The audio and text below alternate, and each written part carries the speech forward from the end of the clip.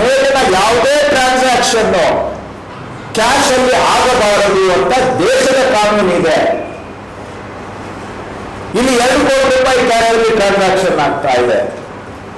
ಚುನಾವಣಾ ನೀತಿ ಸಂಹಿತೆ ಮಾಡೆಲ್ ಕೋಡ್ ಆಫ್ ಕಂಡಕ್ಟ್ ಹೇಳುತ್ತೆ 10 ಲಕ್ಷಕ್ಕಿಂತ ಮೇಲೆ ಎಲ್ಲೂ ಕ್ಯಾಶ್ ಇರಬಾರದು ಅಂತೇಳಿ ಅಂತ.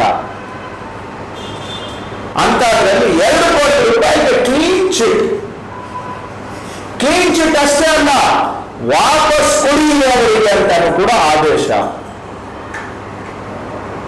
ಇದೇನು ನಾವು ಕಾನೂನಿನಾಗಿ ನಡೀತಾ ಇದೆಯಾ ಚುನಾವಣೆ, ಪ್ರಜಾಪ್ರಭುತ್ವಕ್ಕಾಗಿ ಚುನಾವಣೆ ಮಾಡ್ತಾ ಇದ್ದೀವ?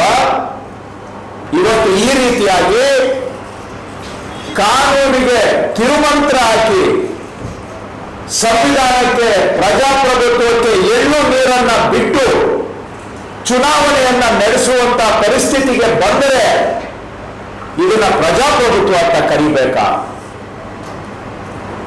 ಈ ರೀತಿಯಾಗಿ ಕೆಲವು ಅಧಿಕಾರಿಗಳು ಸ್ವಾಭಿಮಾನವನ್ನ ಬಿಟ್ಟು ದೇಶದ ಸಂವಿಧಾನದ ಹೆಸರಿನಲ್ಲಿ ಪ್ರಮಾಣ ಮಾಡಿ ಆ ಸಂವಿಧಾನಕ್ಕೆ ಕೊಡ್ಲಿ ಹಾಕೋ ರೀತಿಯಲ್ಲಿ ಕೋಟ್ಯಾಂತರ ರೂಪಾಯಿ ಇಲ್ಲೀಗಲ್ ಆಗಿ ಕಲೆಕ್ಟ್ ಮಾಡಿದ ದುಡ್ಡಿಗೆ ಕ್ಲೀನ್ ಚಿಟ್ ಕೊಟ್ಟು ಮನಿ ಲಾಂಡ್ರಿಂಗ್ ಕೆಲಸವನ್ನ ಇವತ್ತು ಬ್ಲ್ಯಾಕ್ ಮನಿಯನ್ನ ವೈಟ್ ಮನಿಯಾಗಿ ಕನ್ವರ್ಟ್ ಮಾಡೋ ಕೆಲಸಕ್ಕೆ ಕೆಲವು ಅಧಿಕಾರಿಗಳು ಶಾಮೀಲಾಗಿ ಮಾಡ್ತಾ ಇರೋದು ಇದು ಪ್ರಜಾಪ್ರಭುತ್ವದ ಮೇಲೆ ಸರ್ಜಿಕಲ್ ಸ್ಟ್ರೈಕ್.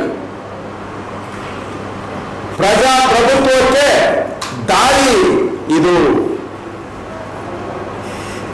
ಹಾಗಾದ್ರೆ ಇನ್ನು ಮೇಲೆ ನಾನು ಕೇಳಲಿಕ್ಕೆ ಬಯಸ್ತೇನೆ, ಇನ್ಕಮ್ ಟ್ಯಾಕ್ಸ್ ಅವರಿಗೆ, ಈ ಅಧಿಕಾರಿಗೆ, ಎಲೆಕ್ಷನ್ ಕಮಿಷನ್ಗೂ ಕೇಳಲಿಕ್ಕೆ ಬಯಸ್ತೇನೆ.